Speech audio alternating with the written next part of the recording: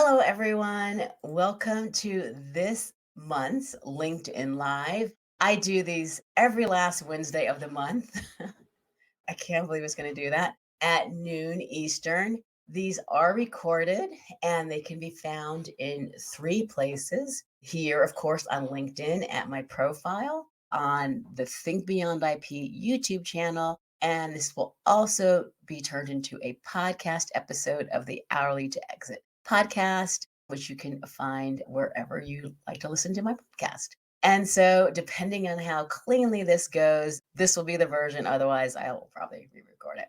Please feel free to say hi at any time. Also, put your questions or comments in the chat at any time. I might answer them at the moment, or I will save them to the end of my spiel. So, I will talk to you for about 15 to 20 minutes, depending how quickly I talk. And then after that, all the Q&A time that you need. And just a brief disclaimer before we get started that this is legal information, not legal advice, and it does not create an attorney client relationship. And please do not share any confidential information in the chat that everyone will be able to see it. And if you have any questions about your specific circumstances, then you should hire a lawyer. All right, great. So, with that, this is basically a follow up from last month's LinkedIn Live. So, last month I covered a collaboration when we want to collaborate with a colleague, but what the consequences are if we don't have an agreement in place. When I was titling this, I know it says accidental collaboration, I'm pretty sure on LinkedIn Live, but kind of happened organically during a conversation with someone.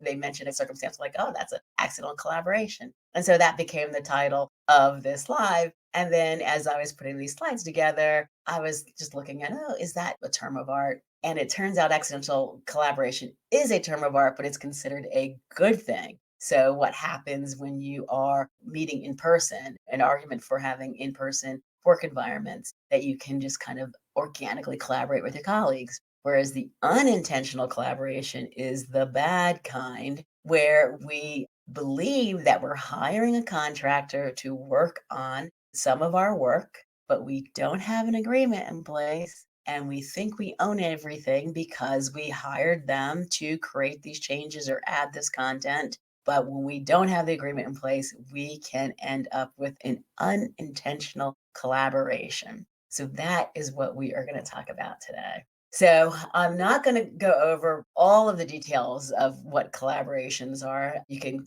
catch up and you don't need to see last month's to understand this one. But generally, the term collaboration is not a copyright term. It's a general term that we use when we talk about two or more people working together to a similar end, whether it's creating a new work or putting together a summit or creating a new company. Those are also called collaborations. But under copyright law, how copyright law looks at collaborations is that it calls them joint ownership of a work.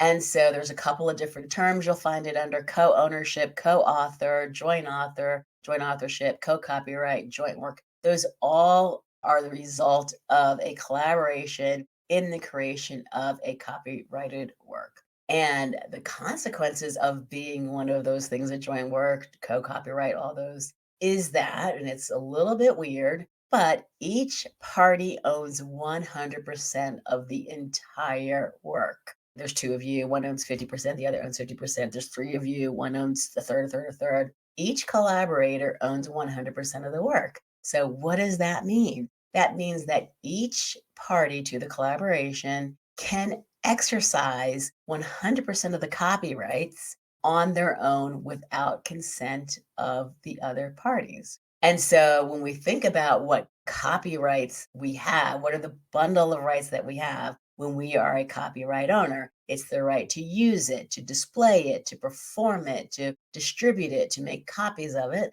and to authorize derivatives of it. So if I am one of several joint owners, each one of us can do all of those things, some or all of those things independently without the consent of the other authors. You can sell outright your joint ownership to a third party. So now you're suddenly in a collaboration with someone that you might not even know. And of course, you can, well, because you can create derivatives, that means you can modify that work you created together for your own uses and license it to other people. And so the one restriction here is that you can't license exclusive rights to the work. So let's say you collaborated to write a book, and then even though you could license non exclusively the rights to that book, you couldn't license exclusive rights to that book.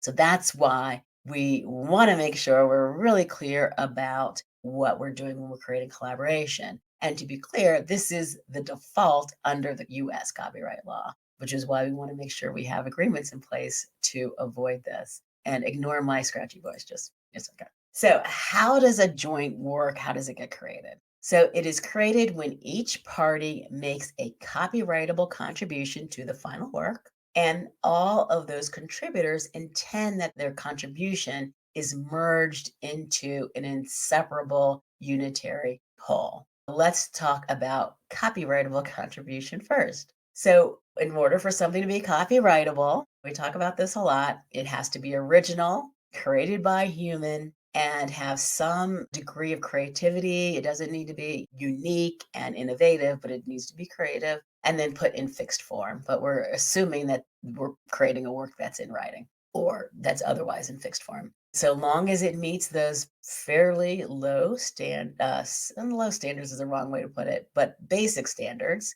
the contribution would be copyrightable. And so we would meet the first element of creating a joint work. Each party creates something that is copyrightable. So let's say one person, well, the example I used last month, I'll use that for just a second, where one party created the text to a children's book and the other party created the illustrations to the children's book. And so each of them, the text and the illustrations are each copyrightable. And then for part two, that they intended them to be merged into an inseparable unitary whole. Like obviously, when we're talking about like a children's picture book, the pictures and the text are all kind of inseparable, right? And so the intent is to create a joint work in that example.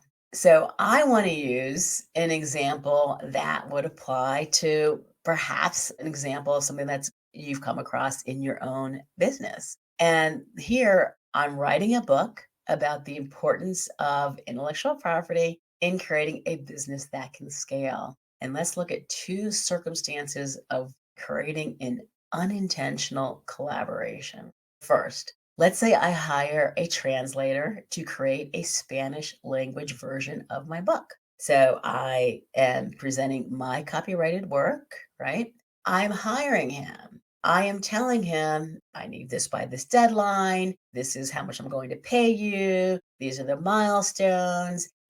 He'll have an invoice that invoices me and tells me how many revisions there will be, and everything happens the way it should be. He creates the translation, he makes all the revisions I asked him to make, and then at the end, we have our beautiful Spanish language version of my book. However, I don't have a contractor agreement in place with him. I might have an invoice, but I don't have a contractor agreement in place with him that talks about who owns the right in that Spanish language version. So, do we have a joint work? So, let's go back to this. Each person makes a copyrightable contribution. I made my contribution of my book. The translator made the contribution of the Spanish language translation. Now, is that original? There people will debate this, but generally it is found that translations are original and creative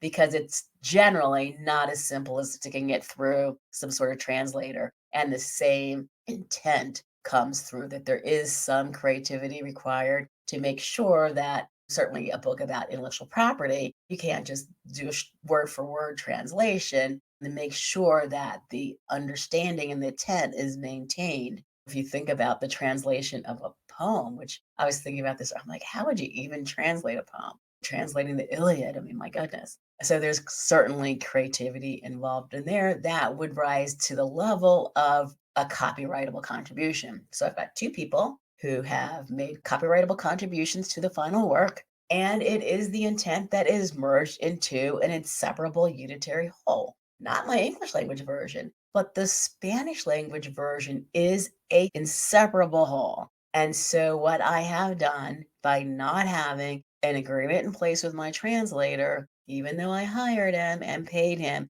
is I have created a joint work in that Spanish language version. It is a jointly owned by me and my translator. That's obviously a huge problem for the reasons that we mentioned.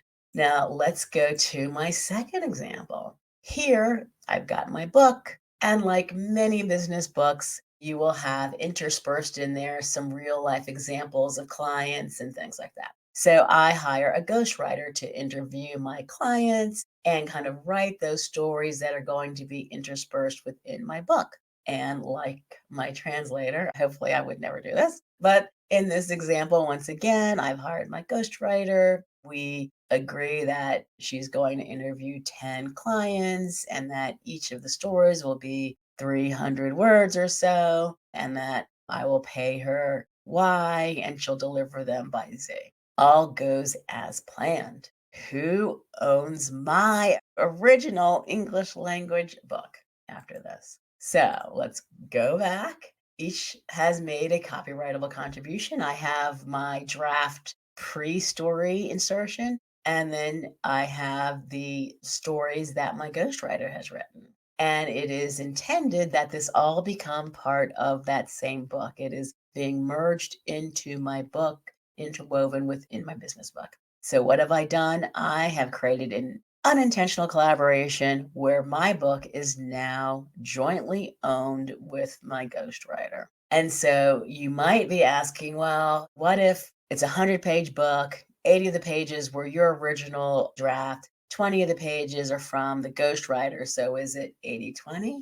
No, because we covered already that each joint owner owns 100% of the copyright. So my ghostwriter could, if she never wants to work again, could take my book and license it non exclusively to a third party. And so it doesn't matter how much someone contributed to it. It is the copyrightable contribution and the intent to merge it into a single whole that drives whether or not you've created a joint ownership in the work. And so, as ugly as that is, and it is very ugly, obviously. I mean, it's a disaster, honestly. It would be a disaster. But if we are land in the world of joint ownership, if one does act unilaterally and licenses, does that non exclusive license, they do have to split it with the other joint owner. So they can't run off and license it and then pocket the money. It would be split equally among the joint owners. Again, this assumes that this is the default and no agreement is in place.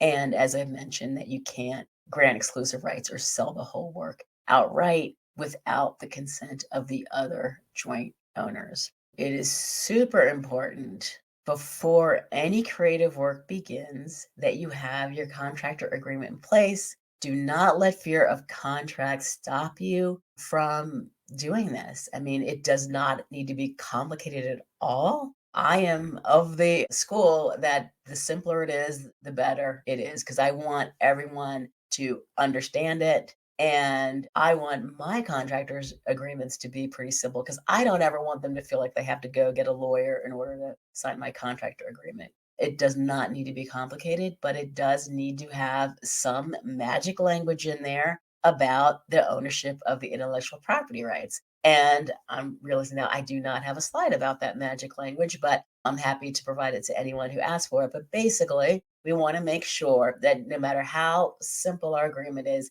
we will have language in there about who owns the intellectual property rights in the deliverable. So in my translator agreement, I would have language in there that says that I'm the client, that the client will own 100% of the intellectual property rights in the deliverable, which is the Spanish language version. If you've been around here a while, you know we have the work for hire language and the assignment language, that which is belts and suspenders to make sure that you end up with all the rights. And the same would apply to my ghostwriter as well. With that, I would be happy to take any questions. You can always find me on LinkedIn, which I'm assuming is where you are watching this. If we're not connected already, please feel free to connect with me. But this QR code, this is kind of fun. It's my first time using this, and it takes you to sign up for my newsletter, I believe. So I do have a weekly newsletter where I give additional tips and strategies regarding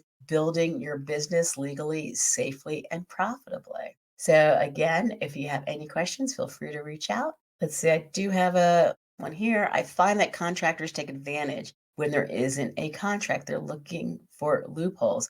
Yeah, so if you are the client and you are engaging contractors, you need to take advantage of the contract. You're the one who has the most to lose here. So make sure you're using a contract. It can be very simple, as I mentioned. Again, if it's simple, there should not be any loopholes. One of the things I did not mention is that while the copyright law says if I don't have an agreement in place, then we are joint owners, and that is the case if it comes to it. At the end of the day, most people who don't understand it, they feel that if I was paid for something, then my client owns it. And that usually holds. I imagine there's lots of joint works out there in the world that people aren't aware of. But again, hopefully the relationship is strong enough and their reputation in the marketplace is strong enough that they aren't looking to take advantage, that they want to have repeat business, they want to have referrals. And so hopefully that will keep everything kind of civilized. All right. Thanks again. Enjoy the rest of your day.